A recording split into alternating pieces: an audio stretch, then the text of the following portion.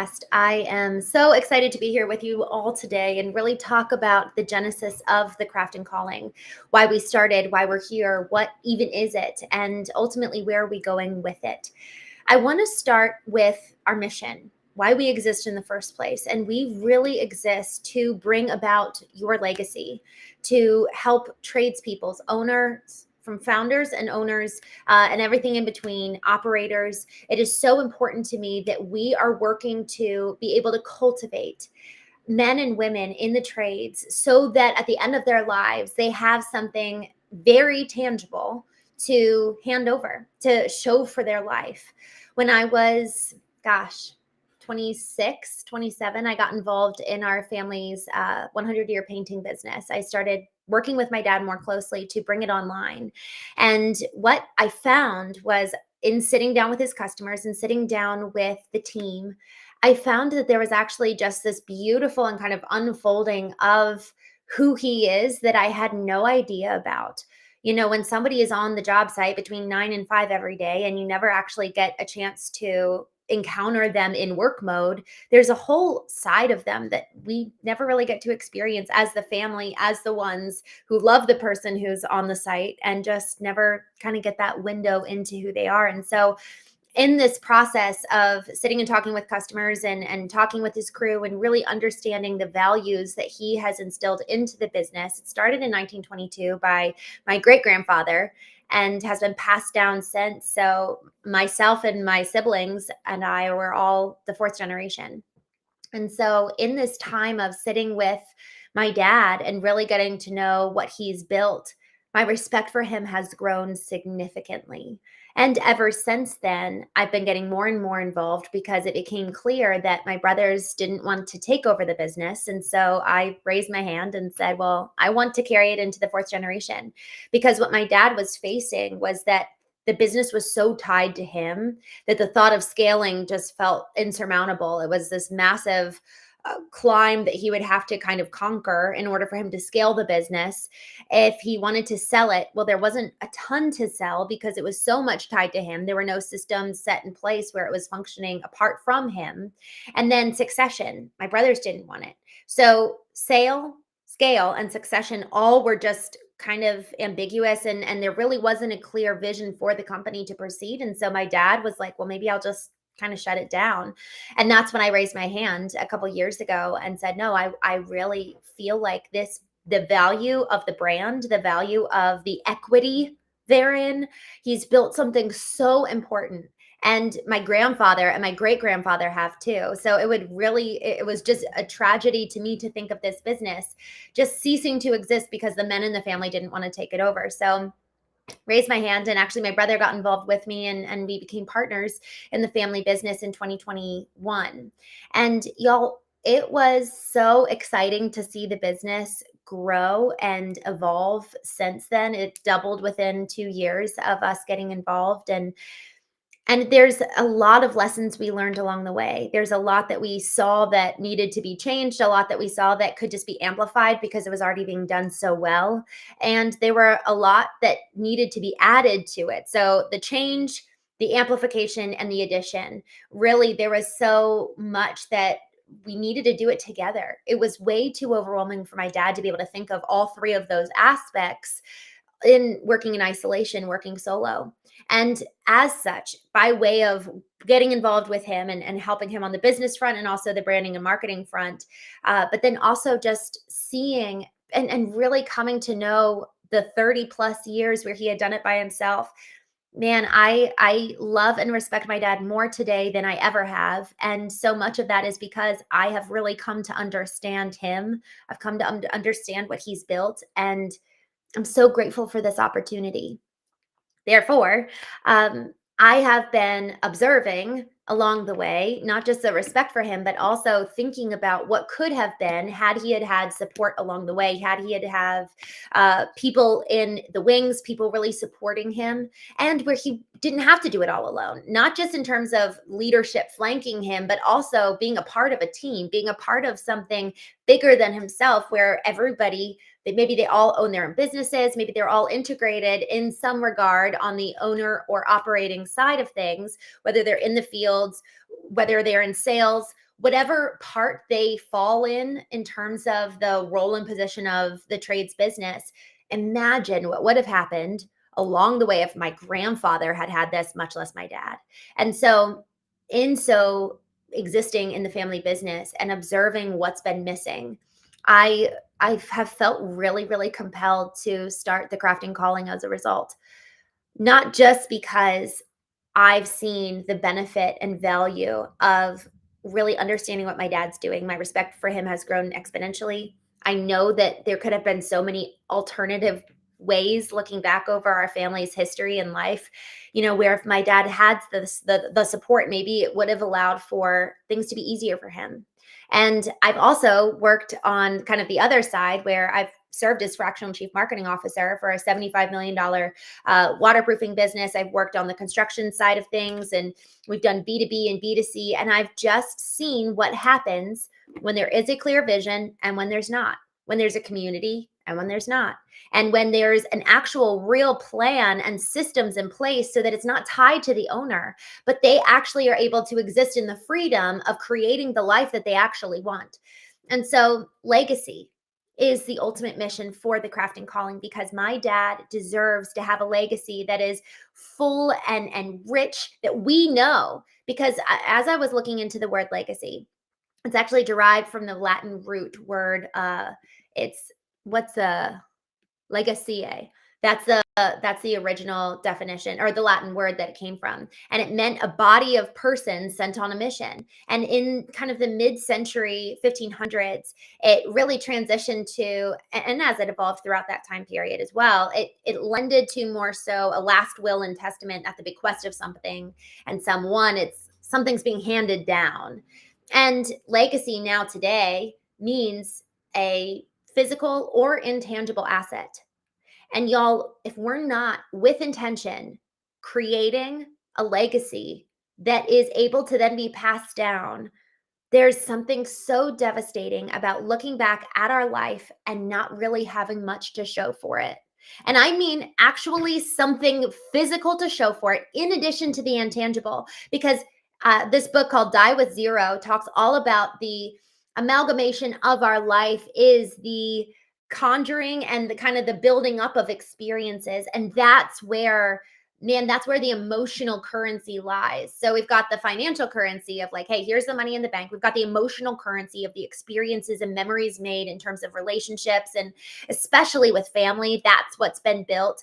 And then we also have this whole other side where, okay, here's the physical business that I'm going to be able to hand over to you. Here's the systems in place. Here's the brand equity that's been built. Here's the people. Here's everything you need to be able to run this business when I step back. But because we're not thinking with legacy in mind, we're not creating accordingly. And so, as I've been really leaning into, okay, legacy, and that's the outcome, and that's really why the craft and calling exists. Let's examine these two words, craft and calling. Obviously, craft, it's very apparent what we are talking about. It's really the actual trade, what we spend our days 9 to 5 doing. And then the calling is really, okay, what's the end goal in terms of that legacy? What do I actually want to leave behind? What do I actually feel called to creating on the financial, emotional, and physical front, that then I can all kind of lump together and pass along down to my family and say, here is my legacy packaged up nicely for you. But it's not, again, it's not just the financial, it's not just the money sitting in the bank. It's also the experiences and the emotional equity that we're building with our family over the years, rather than focusing so much on the financial side or focusing so much on the business side that we actually forget who we're doing this for in the first place. I've worked with so many founders, leaders, executives who exit their businesses, have so much success on the financial front and on the business front, but then the relational equity is slim to none. And then they realize that they actually lost the vision and the why along the way. Ultimately, their craft took over their calling, and they lost their purpose in why they were doing it in the first place. One leader said that he was walking into his bedroom late at night, and his wife was sitting in the bed, and she looked at him and she said, when you started out doing this, you were doing it for our family. But I don't ever want you to I don't ever want to hear you say that again, because you're not doing it for us anymore. You've made all the money. Now we just want you.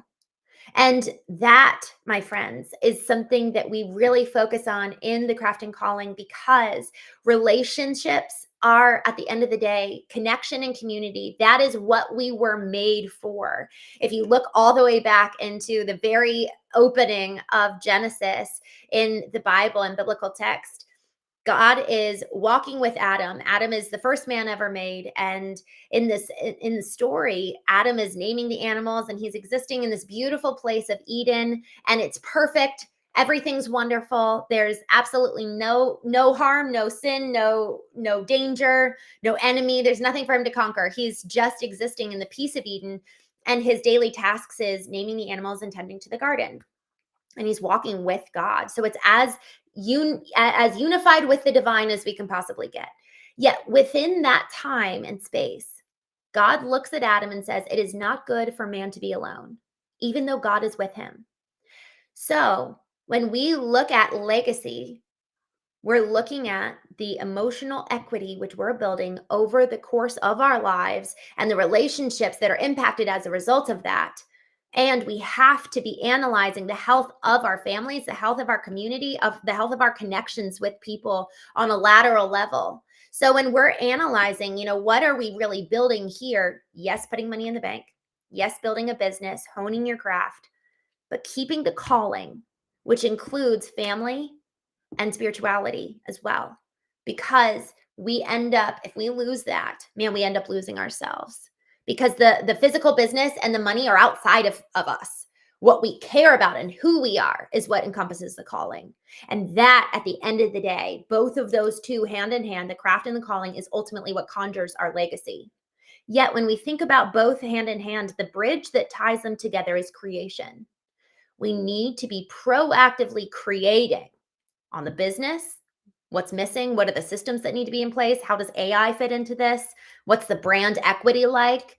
How are we showing up against our competitors? How are we showing up for our customers? Are our customers actually happy with what we're producing? Isn't that a real question that we need to be analyzing? So, creating on the craft side, and then creating on the calling side. Creating with intention. Y'all, I've thought about this so much. How much are we actually sitting and considering, am I actually living in accordance with the ideal that I have set forth that would allow for me to look back at the end of my life and say, I have created the legacy which I'm proud of?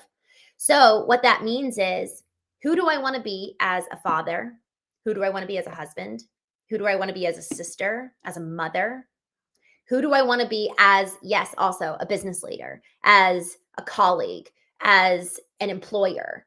Who do I want to be as a leader in the community? So we need to, with intention, create the roles that are set forth, because without intentional and conscious creation of our calling and our craft and the roles that encompasses both, we're effectively going to be living in an autopilot, apathetic state, doing what we just have seen mirrored for us rather than intentionally creating that which we want.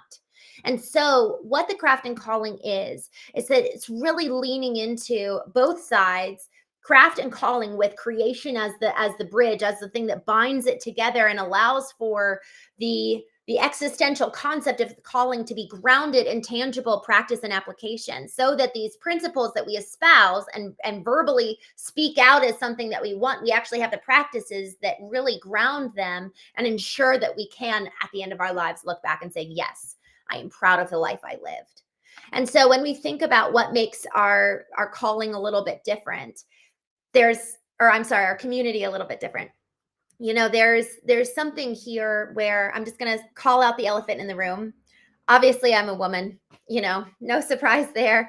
There's going to be a different angle and approach to the craft and calling in terms of the content, in terms of the conversations, the connections that take place. There is going to be an activation of the right brain along with the left brain. So the left brain is what is more so dubbed and identified as the masculine, which is organization, systems, processes, data, that needs to be harnessed and leveraged for the success of our craft and for the success of our goals and the vision that we have for the company, and on the financial side as well. But the right brain is the creative side. It's more so the nurturing. It's engaging with the customers. It's what do the scripts say when we actually pick up the phone and greet our customers. It's the messaging that's going out on the website. It's actually taking time to ensure that we're having that bridge between our craft and our calling. It's the activation of 50% of what constitutes the human being. And frankly, Harvard found that 95% of our purchase decisions are made in our subconscious, which is where our emotions live. We need to be activating both sides of our brain, which is where I come in bringing and reinforcing the feminine, and also where you come in reinforcing the masculine. The ideal is that you and I both exist as a holistic, whole functioning, full-fledged human where both sides of our brain are activated, the masculine and the feminine. That is a powerful individual. However, as we look at really kind of our roles and where we fit in as it pertains to the conversations, I really am eager for this to be member led. I'm eager for every single one of you to step into this role of not sitting on the sidelines, but being an active participant, sharing what's worked, sharing where you failed, where we all together experiment with tools and technology that's evolving over time, because these next 18 to 24 months around AI and what's being done there is going to dramatically change business forever. And you and I need to be on the forefront of that. We're also going to be partnering with other communities and other leaders coming in and talking to us so that we really can hear from the best. We're also going to be incorporating our marriage partners, whether you're the female in the business and you bring in your husband, or you're the male in the business bringing in your wife. Y'all, it is so important. I see time and time again, I'm involved in many masterminds, and I also am privy to many all men's groups where their marriages are all falling apart from the inside out. And so thankfully they have this brotherhood, but their marriages aren't being saved. And so this is a place where I want us to have those real conversations where we actually get deep and we talk about what's really going on on the financial side, the relationship side, the spiritual side, and yes, the business side. Business is going to take the limelight, and it's going to be the primary focus. Yet these other components are so incredibly important, because if we think about real freedom, let's say you actually get the freedom that you want in your business, but then you come home and you've got no one to lie next to you because you've burned the bridges along the way. So the goal for this, creating a legacy, creating a life that you're proud of. And we do this in I call it the 4 C's. We've got 4 key elements that really ensure that this happens. Number 1 is connection. We are a network of community members that really focus on growth. We really lean into the fact that growth is relational, but it starts with us. We have to do the work to actually know who we are, what we want, what is our calling, because your calling is going to be slightly different from mine, and mine's going to be slightly different from theirs. So we need to actually do the work to first establish a connection with our own self. And I consider it as kind of like a vertical line transcending all the way from the divine, God, coming all the way down to me, and that having that really strong vertical connection. Because otherwise, if I'm oriented towards what are they doing, I'm constantly going to be reaching out, grasping for something that isn't actually what I'm called to do in the first place. And then the connection on the lateral level, which is the craft, honing our craft in connection with other people. What are you doing that's actually working? So who are you called to be? That's vertical. The craft is horizontal. And that's really where we have this beautiful and really powerful integration of all of us coming together and honing in generations and genders and industries coming in to see what is working, what is not, what can we try and A/B test and amplify and really change. When I got involved with a couple of these construction businesses, there was a lack of data being collected. And once we got that squared away, then we could actually start testing out different types of messaging with different audiences. So in one sense, we have to really do the deep dive on the connection front laterally and ensure that our craft is in a really good space to then be able to say, okay, now let me get vertically aligned. What am I really called to do now that my business has stabilized, now that I'm capturing the data I need to, now that I actually am ensuring that no part of the customer journey is broken? Now, what does it look like to really strengthen myself, my family, my relationships, and actually cultivate myself to be the leader that I know I can be? Y'all, the goal is that we're tapping into more than the 5 to 10% of our conscious brain that we actually have access to. The goal is that we're really leading from a place of strength from within so that we can withstand. One of our clients, with the change in seasons, they had a really, really dry summer. And man, the numbers did not look good. So who are you when the numbers don't look good? What do you do? And do you have the people around you that can reinforce and remind you of your calling and remind you of the things that have worked for you in the past? Jim Collins wrote this book from good to great. And a lot of what he talks about is just let's go back to the basics. Don't negate and neglect the things that have worked for you in the past. Don't stop doing what's good. And then, yes, you can add more things to it, but let's go ahead and keep the foundation. So in this process of coming together as a community, we're going to analyze what has worked for you in the past as a business. And we're going to do an audit. And it'll be real time, where we're all really having those hard conversations together, and also having the opportunity to go back into our business and ask our teams, hey, can you grab this data for me so that we can talk about it in real time together? So that's number one, connection. We're a network of growth. And I really was talking about the relational component there. Number two is collaboration. And frankly, this is really where that lateral part comes into play, which is what's working.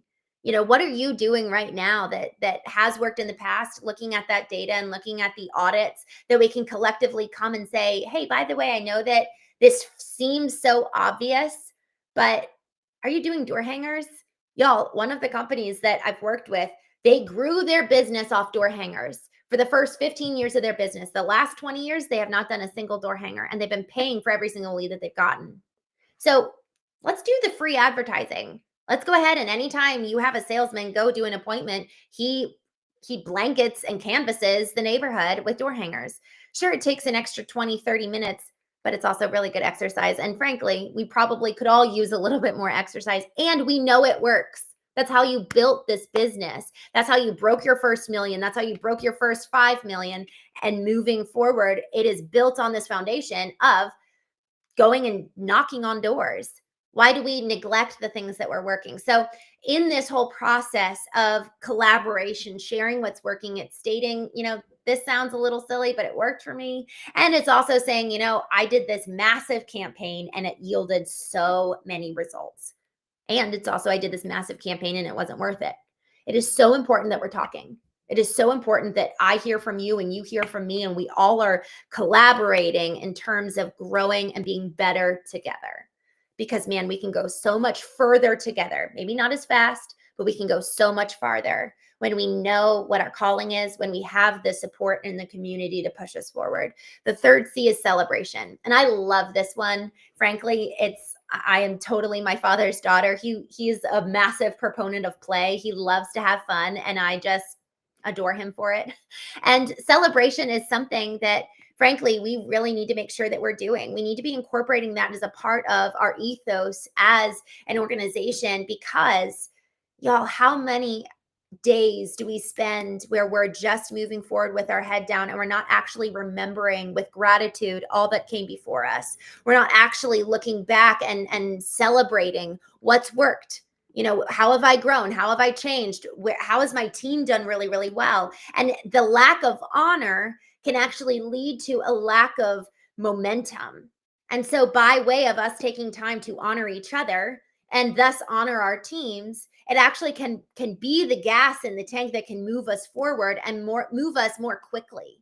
So when we think about moving farther in community, in concert with each other, we can move faster with that self-propelled dopamine hit of celebration.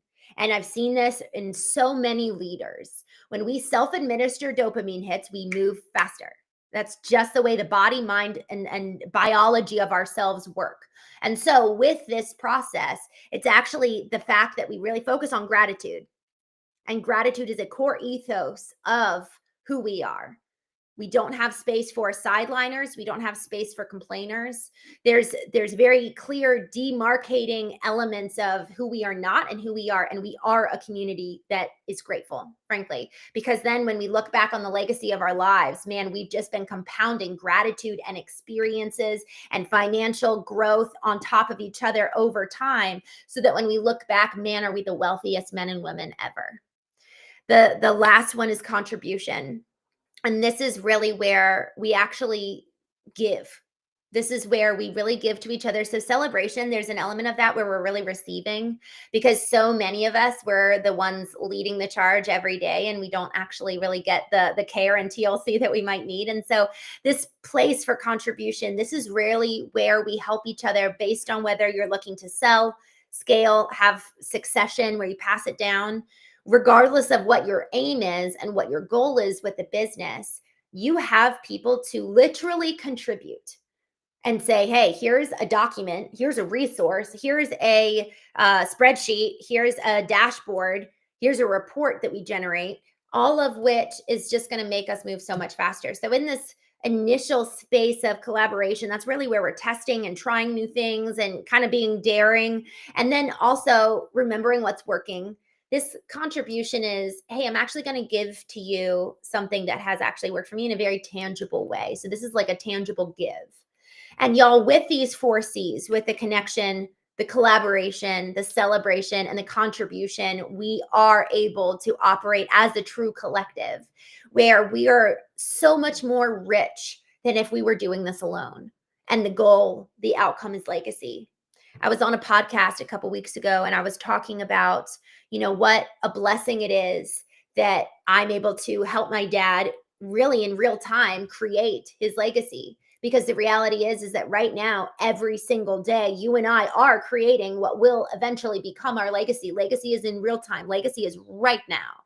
Every decision we make, every phone call, every email, every job site visit, every single decision we make every single day of our lives is legacy. We're creators because we are made in the image of the ultimate creator. And so we need to start acting like it and thinking like it. There's a change in the way that we show up every single day when we realize, wow, today matters. There's so much riding on today. And in so doing, we're creating a legacy. And on this podcast, I was talking about this whole process with my dad, where I'm really able to help him create the legacy. Because honestly, if he had died 2, 3, 4 years ago, there wouldn't have been much. There was no paper trail. There was really no content that he had created. There was nothing that would have really helped the business to just be handed over to somebody else or one of us.